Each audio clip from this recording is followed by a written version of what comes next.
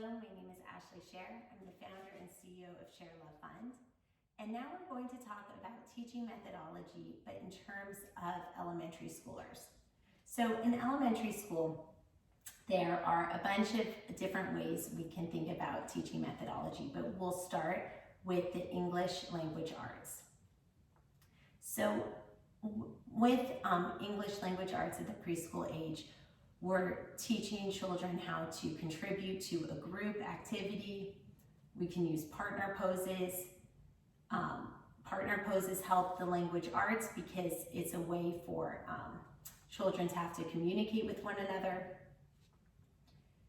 We can discuss traditions and texts, for example, the yoga humanities ideas or other texts they're reading in school about kindness or sharing.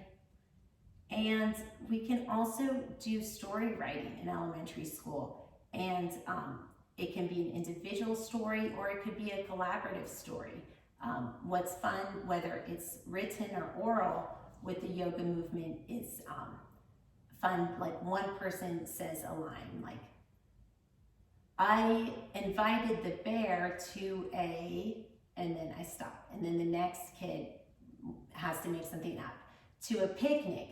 But at the picnic there was and then, the next kid says, what there is. And so this is a way to sort of engage the children more because they don't know what's coming, and they kind of have to be on their toes.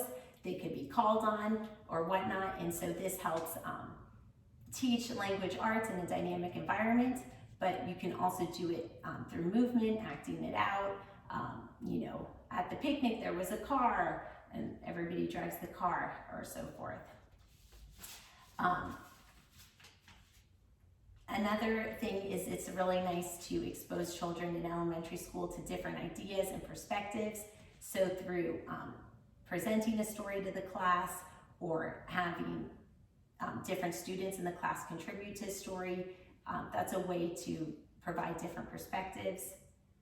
And this also helps problem solving and understanding situations where the story can have a problem, or you can present a situation to the kids, like even through movement. Let's pretend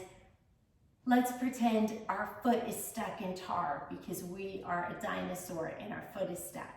How do we get out? And so they can, through movement, okay, I'm filling up a bucket and I'm pouring it over, or I'm wiggling, or I'm digging. And these are problem-solving techniques, but they're using language and movement. Also, a big part of language is listening skills.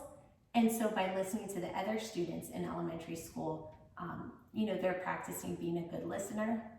And you can sort of check them on the listening by, calling them out. Like, okay, when you start your story, you have to use a sentence or a color or a main character from the previous student's story. So that way they're listening to somebody else's story because they have to pull out a piece of information to use in their story. Or there's different ways, but to try to have listening skills. Another way for listening is just good old Simon Says. I didn't say Simon Says, and that keeps the kids on their toes to listen. And this is also a way children can express their favorites or personal preferences through storytelling. Like, I like, let's use movement and pretend we're cooking our favorite breakfast, or shopping for our favorite breakfast, or eating our favorite breakfast. Like, oh, I'm gonna pick blueberries, they're so little, or I'm gonna flip pancakes, whoa, it's so high, and follow the eye up to the sky, and that does stretch the neck. And by allowing children to give their preferences, it's a way to celebrate their uniqueness because at the end of the day, we're just trying to make children feel good in the skin they're in, because generally when people are confident, they actually have more compassion and sensitivity, and are able to better contribute when they're less worried about themselves. When they are in a place of security, then generally they're acting with compassion instead of on the defense. And for the older elementary school kids, writing a journal can be a great way to express themselves, and they can act out the journal in movement. There's also games for language, and because language can also be body movement. So by playing mirror, where one student has to imitate another student, like kind of like it could be a mime, or it can be with movement. It sort of gets the child listening and paying attention. Also, games like mirror can really help teachers if there's a lot of students in your classroom, because instead of dealing with 20 students, when everybody pairs up and is a mirror, then you just have 10 sets. And so this is a way to sort of make your class more engaged and not be as overwhelmed. There's so much going on. Also, sometimes students might not pay attention in such a big group setting, especially if there's different learning differences. But sometimes with mirror, just when a student has just one person to focus on, one person to emulate, it's easier for that student to stay engaged. And with games like mirror, you can pair up the students yourself if you have a few students that need a lot more help and a few students that are more capable. You can pair the more capable students with the ones that need help, and this is a way to also help you manage the class.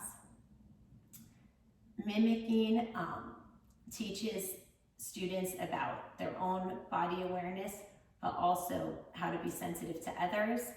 And when doing a game like mirror, it's good to have a set time limit and then to say switch, because sometimes a student tends to always be the follower or always be the leader, and there's two different skills involved. The leading skill and the following skill are both important skills. So by requiring the partners to switch roles can be very helpful. That will conclude our elementary school and applying yoga to enhance language. Thank you.